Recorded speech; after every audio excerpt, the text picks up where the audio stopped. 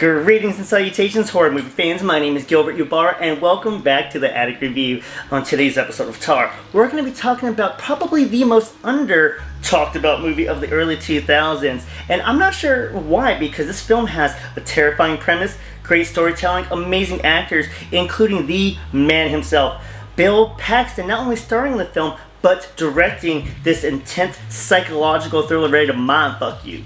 You ever been mindfucked before? I'm fucking you right now.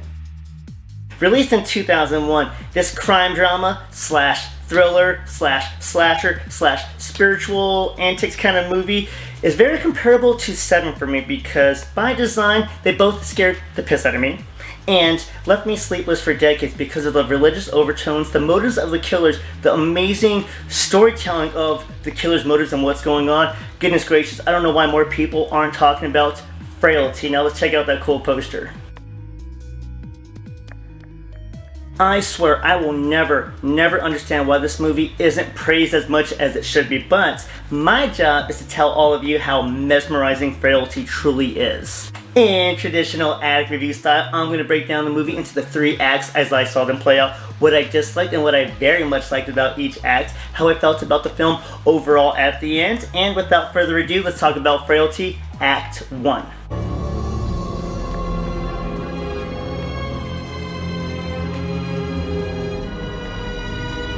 The movie opens up with some paper clippings showing us the grisly details of what appears to be some religious motivated murders carried out by the God's Hand Killer. And might I just say, what a cool name that is.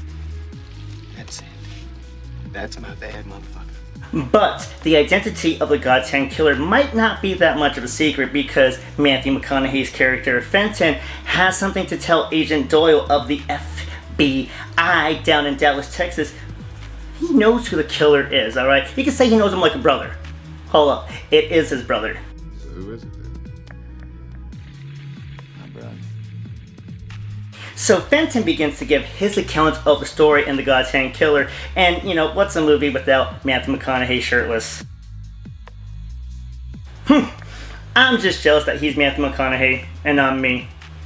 So, understandably, Agent Doyle is kind of skeptical about the whole situation, so Fenton begins to tell him about how his brother Adam is telling him that demons are taking over the world, and he is just going off of his Texan rocker, and sadly ends it all in a city named Meat. Yes, Meat. After that tiny little confession from Fenton, Agent Doyle takes the bait, and is like, okay, you know, I tell you what, let's go for a little car ride, show me where the bodies are, tell me more about this stuff, and now the mental chess match begins in the car, and woof, get ready, y'all. I also like to live dangerously.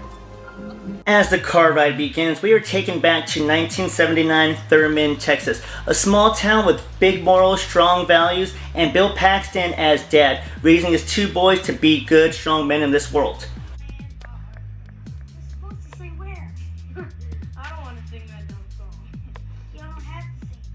Dad is a single father, but is raising his boys in a warm, loving home, and everything is so well until Dad starts to get some visions from God.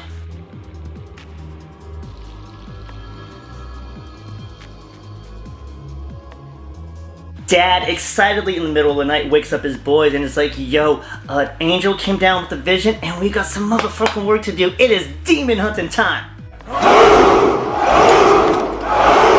No, hold up, because Fenton ain't buying Operation Demon Slayer, okay? Or Operation God's Hand. Oh, God, that sounds so good. But Fenton ain't buying it, okay? He thinks it's cheesy, but I'm telling you, Dad is speaking with such conviction, I'm kind of starting to become a believer. Younger brother Adam doesn't need much convincing, but Dad continues to explain the plan, saying that God said that he's going to give them a list of the demons, that they will be able to see said demons, and it's going to give them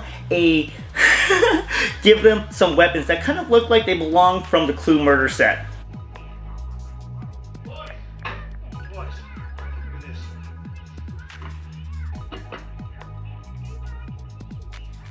True to word above, Dad gets the list, he gets his weapons, and it's time to Winchester these demons.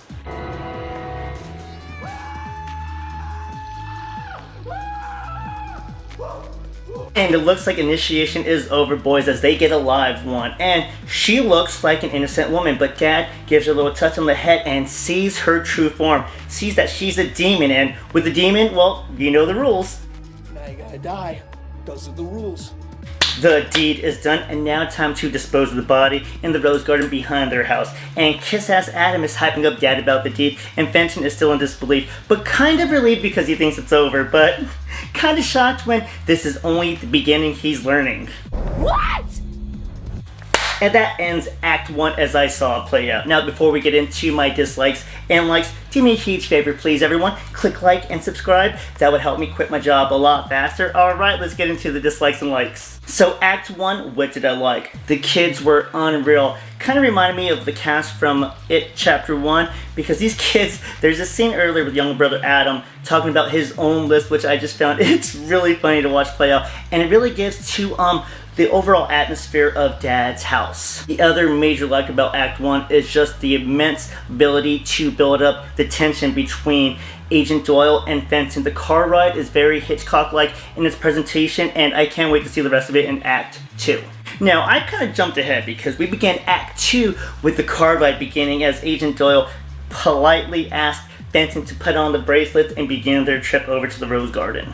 And earlier I did mention the Hitchcock-like presentation of the car scene. Now, the car ride, we're going to see kind of the tables turn a little bit as Fenton begins his own interrogation, and Agent Doyle kind of doesn't like it.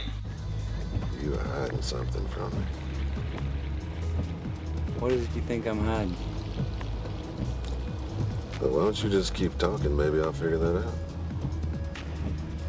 Fenton was asking about earlier in their office about a certain picture of Agent Doyle. It was his mother and why he kept it, because we find out now that Agent Doyle has this picture because a few days after that picture was taken, she was murdered, almost in similar fashion to some of the cases of the Gotham Killer, which explains maybe his involvement in the case and why he wants to catch the Gotham Killer so much and why he's even entertaining listening to Fenton at this time. My mother was murdered a couple of days after that picture was taken. Butchered by some whacked-out killer like your dad. Did they ever catch him? Agent Doyle really should have picked a better spot for this cat and mouse game because it looks like Fenton's getting the better of it. However, we go back to a flashback and we see more of Dad's work as he finds another person or demon on his list and goes back to work. Teddy fucking Williams knocks it out of the park, then we patch it. Again, Fenton's not happy with his dad's behavior and kind of vents to Adam that they should probably take off. Adam is a punk-ass snitch, runs off to Dad, and so as punishment, we're doing a little page out of a Shia LaBeouf's book, and now Fenton's got to dig a big-ass hole. On me. I knew what Dad was doing was wrong, and nothing was going to change that. With nothing but fury and refusing to pray the whole time, Fenton finishes the hole. Afterwards, Dad gets another demon to the newly minted demon dungeon lair, and Fenton has had enough at this point, so he runs off to one time to go try to confess. The confession goes horribly as he tries to tell the local sheriff what's going on, and let's just say it's not good for all parties involved. Please, you've got to believe me. After Fenton's wannabe confession, ooh, Dad is really pissed off now, and a la Abraham, he's almost getting a message from God to kind of his own son, but he's not giving up on Fenton yet.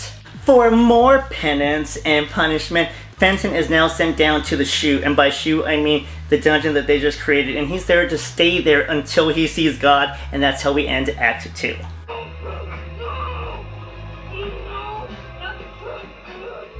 But before we get into my Act 2 dislikes and likes, do me a huge favor, everyone. I'm trying not to work at my job anymore, so do me a huge favor. Click like and subscribe and help the channel grow, baby. Alright, let's get on to Act 2 likes and dislikes. Now, Act 2 dislikes.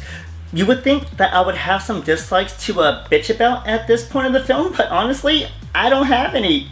Both acts are strong. Let's get into my likes. Act 2 like, okay, I'm gonna say Act 2 love, because I watched this documentary about the car scene and how much Hitchcock played an influence on this film, because this car scene wasn't done like an open road or even kind of driving whatever, or it's like a blank screen beside them. No, it was done in a soundstage, and you can watch this guy orchestrating it beautifully for the lights and the rain to all clash together while they're having the dialogue. Oh my god. Never moved an inch. It's all done with lights going by and rain, effects and wind. And there's Bill Butler, and it's like watching Zubin Mehta. You know, the conducting, the lighting, like a maestro conducting an orchestra. And he's moving, and then he's cueing him. And he kind of counts out a beat, and then he signals this man. There must be. Another Act 2 like is, okay, I love women, okay? It's like Al Pacino in Sense of a Woman, not Al Pacino in Tropic Thunder, if you know what I'm talking about. I love women, but hearing Matthew McConaughey and Powers Booth in their dialogues, man, I'm telling you what, that Texan drawl makes the story so much easier to digest. God damn. It'd be a lot cooler if you did. Again, the biggest admiration that I have for Act 2 is the whole car scene, in that it reminds me of 7, because I love that class of tension building. But unlike the aggressive, mosh pit between Pitt and Spacey, where they're just trying to, hammer each other out, Powers Booth and Matthew McConaughey are just like at a gentleman's duo, and they're just, again, going at each other mentally, and it is brilliant to watch. Are you guys ready? Time for the amazing Act 3.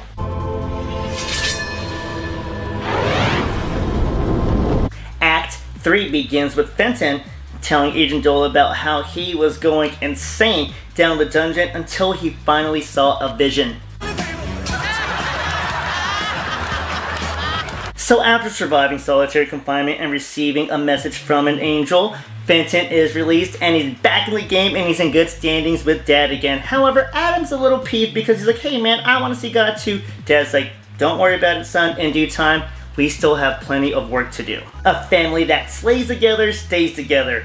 But despite the new energy for the mission, things don't go according to Dad's plan, and I'm gonna leave it at that because I want you to enjoy this third act. But there's one more thing I want to talk about. But we have to remember that was still a flashback. We have to see why Fenton brought Agent Doyle out to the Rose Garden, because he did say there was bodies and he's gonna tell Agent Doyle more about the killings. But now it's time to pull the curtain back and have more revelations and a larger part of the confession that he wasn't giving away. And now it's time to decide what was real and what's not. You're just crazy as hell. I'm gonna close out Act 3 in that manner because, again, I believe in the sanctity of enjoying the final act. But before we go into my dislikes and likes about Act 3, do me a huge favor, okay? Click like and subscribe, alright? Do me a favor too, maybe ask your friends politely, get their phone, and quietly subscribe as well. And let's get to talking about my dislikes and likes of Act 3. Alrighty, Act 3 dislikes. It's no surprise at all that I really don't have anything bad to say about this movie. It's essentially flawless, and the only thing about Act 3 that makes me mad is that I sat through the whole movie and I still don't understand why people aren't talking about this film more. Act 3 is that it finished very, very strongly, and I like that, spoilers here a little bit, it showed Dad's kind of vision and how he did see his list, like his demons and his people. That was pretty cool to see, and overall, sometimes third acts tend to kind of falter, like, who gives a shit, but this one was just gripping the whole time, especially that ending. Oh my goodness, the last about 3 or 4 minutes, it's gonna mess with your head. That's the art of it. I'm motherfucking the shit out of you. Alright, enough about the 3 acts individually. How did I feel about the movie overall? Frailty is just, oh my goodness, I hold it in high esteem, just like I do with 7, because it messes with your head a lot, and the cast was wonderful. I mean, Bill Paxton killed it as Dad, but also, he directed this film. And of course, every actor was wonderful, and it was even cool to see that Bill Paxton and Powers Booth kind of have a history together. That's real good. Yeah. And I just have to say how freaking smooth Matthew McConaughey was in this film. I know he gets a lot of shit for his roles in rom-coms, but the man can act, and I swear this movie came out probably a good decade before True Detective, but I can definitely see hints of his character in this movie in that show. Yes! Frailty is going to be your new favorite psychological, spiritual thriller, okay? And please do not let it live up to its reputation as being under-talked about and underappreciated, okay? So please, go talk about it and appreciate the movie and go see Frailty as soon as you can. And that concludes today's episode of Tar. Thank you so much for taking the time to talk horror movies with me. Please take the time to click like and subscribe. Tell some friends and family. I love talking scary movies with everyone. In the meantime, please take care of yourselves. My name is Gilbert Ybarra. Thank you so much for watching the Attic Review. Smile, Tiger.